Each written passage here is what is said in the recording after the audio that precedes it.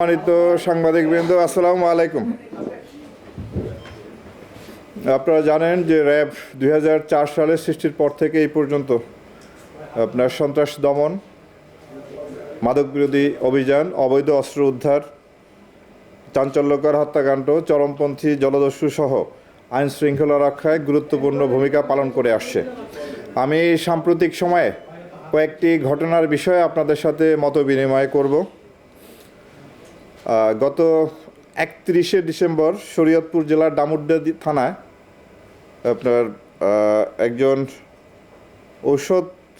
ঔষধের ফার্মেসি ও mobile banking ব্যবসায়ী খোকন চন্দ্র দাস রাত 9টায় তার দোকান বন্ধ করে বাড়ি ফেরার পথে সন্ত্রাসীর দ্বারা আক্রান্ত হয়। তার কাছে ব্যাগের ভিতরে 6 লক্ষ টাকা ছিল, যা ওই সন্ত্রাসীরা ছিনিয়ে নেয়। তো এই খোকন চন্দ্র দাস এই সন্ত্রাসীদেরকে চিনে ফেলার ফলে তাকে তারা ছুরি দ্বারা আঘাত করে এবং আহত করে এবং তার গায়ে পেট্রোল লাগিয়ে তাকে পুড়িয়ে দেয় এবং পরবর্তীতে গত 3 তারিখ সকালবেলা ঢাকা মেডিকেল কলেজে চিকিৎসাধীন অবস্থায় সে মৃত্যুবরণ করে। তো এটি একটি চাঞ্চল্যকর ঘটনা। তো ঘটনা সংগঠনের পরপরই আমাদের টিম এটা নিয়ে কাজ করে এবং গত রাতে কিশোরগঞ্জ জেলার বাজিতপুর এলাকা থেকে এই মামলার এজাহার নামীয় যে 3 জন আসামি তাদেরকে আমরা গ্রেপ্তার করি এবং তাদেরকে আমরা যে জেলা পুলিশের কাছে আমরা হস্তান্তর করার প্রক্রিয়াধীন আছে। তো এটি আমাদের এই ঘটনা সংগঠনের পরপরই আমরা এই কাজটিকে খুব ভালোভাবে করার জন্য চেষ্টা করে যাই এবং সেখানে আমরা সফলকাম হই। এরপরে আপনারা জানেন যে গত 18ই ডিসেম্বর উত্তেজিত জনতা ধর্ম নিয়ে কটূক্তি করার অভিযোগে দীপু চন্দ্র দাসকে হত্যা করে এবং এই ঘটনা সংগঠনের পরপরও আমাদের টিম এটি নিয়ে কাজ করে এবং ওই ঘটনার সাথে সম্পৃক্ত 7 জন আসামিকে আমরা গ্রেপ্তার করি এবং পুলিশের কাছে হস্তান্তর করি।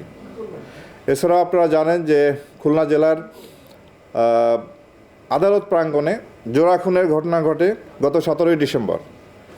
এটিও আমরা ছায়া তদন্ত শুরু করি এবং এর সাথে সম্পৃক্ত একজনকে আমরা গ্রেপ্তার করতে সক্ষম হই এবং এর সাথে অন্য যারা জড়িত আছে তাদেরকেও আমরা আইডেন্টিফাই করতে সক্ষম হই এবং তাদেরকে গ্রেপ্তারের অভিযান আমাদের অব্যাহত আছে।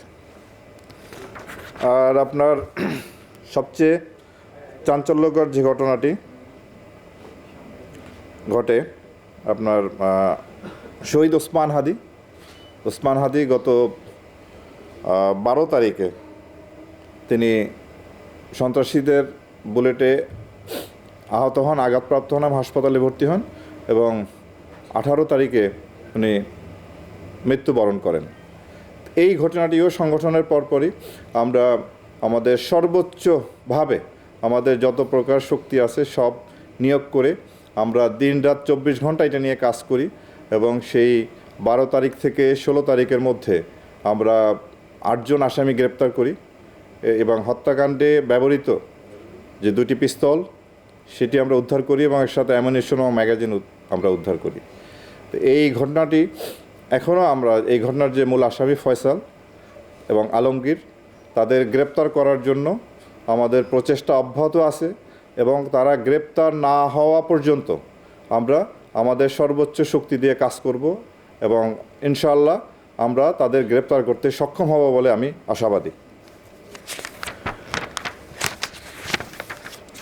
এছাড়াও বেশ কিছু আমাদের অস্ত্র উদ্ধারের ঘটনা আছে। আপনার কুষ্টিয়া থেকে গত 2-3 দিন আগে একটি বিদেশি পিস্তল এবং রিভলভার উদ্ধার করি।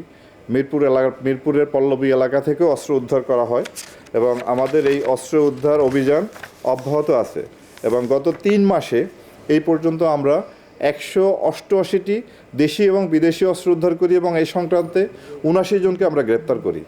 এই 3 মাসে আমরা হত্যা মামলার 522 জন আসামিকে গ্রেপ্তার করি, ডাকাতি মামলার 151 জন, ছিনতাই বিরোধী অভিযানে 70 জন, মানব পাচারকারী 41 জন এবং মাদক মামলায় আমরা 1210 জনকে আমরা গ্রেপ্তার করি। সর্বমোট 4366 জন অভিযুক্তকে আমরা গ্রেপ্তার করতে সক্ষম হই এবং উল্লেখযোগ্য পরিমাণ মাদকদ্রব্য আমরা উদ্ধার করি এই সময়। এছাড়াও আপনারা জানেন যে প্রথম আলো, ডেইলি স্টার এই প্রতিষ্ঠানগুলোতে যারা আক্রমণ করেছে তাদেরকে আমরা শনাক্ত করে আমাদের গ্রেপ্তার প্রচেষ্টা অব্যাহত আছে। এই পর্যন্ত আমরা 2 জনকে গ্রেপ্তার করতে সক্ষম হই এবং ঢাকা মেট্রোপলিটন পুলিশ বোধহয় উল্লেখযোগ্য সংখ্যক আসামি এই ঘটনায় গ্রেপ্তার করে।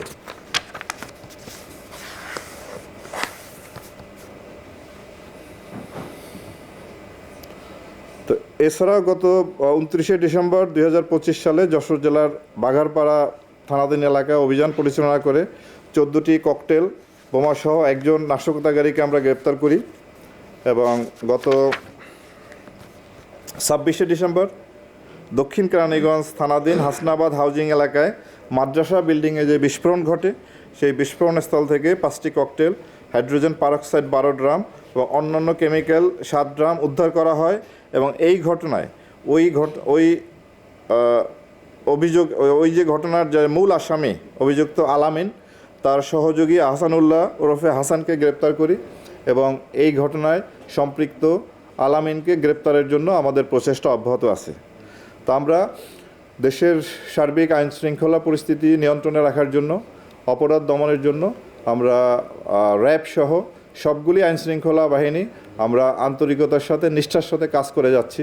আপনারা জানেন যে সামনে জাতীয় নির্বাচন, আমাদের সংসদ নির্বাচন 12ই ফেব্রুয়ারি।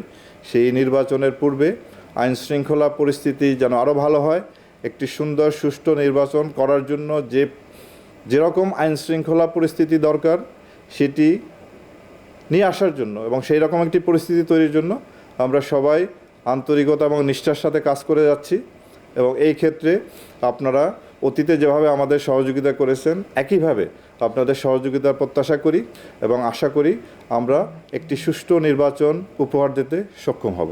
ধন্যবাদ।